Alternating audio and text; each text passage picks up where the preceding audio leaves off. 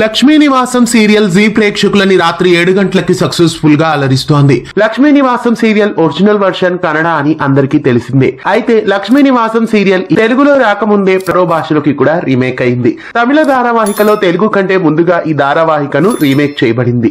ఈ ధారావాహిక జనవరి 20వ తారీఖున ప్రారంభమై తమిళ ప్రేక్షకులని ఎంతగానో అలరిస్తోంది.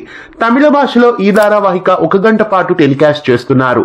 రాత్రి 7:30 నుండి 8:30 వరకు జీ తమిళ్ ఛానల్లో ఈ సీరియల్ ను టెలికాస్ట్ చేస్తున్నారు. పొన్వన్నన్ ప్రవీణ ఈ సీరియల్లో మెయిన్ లీడ్ గా లక్ష్మీ శ్రీనివాస క్యారెక్టర్స్ లో నటిస్తున్నారు.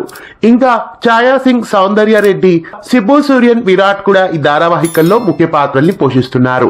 తమిళ భాషలో ఈ ధారావాహికను గట్టి మేళం అనే పేరుతో టెలికాస్ట్ చేస్తున్నారు.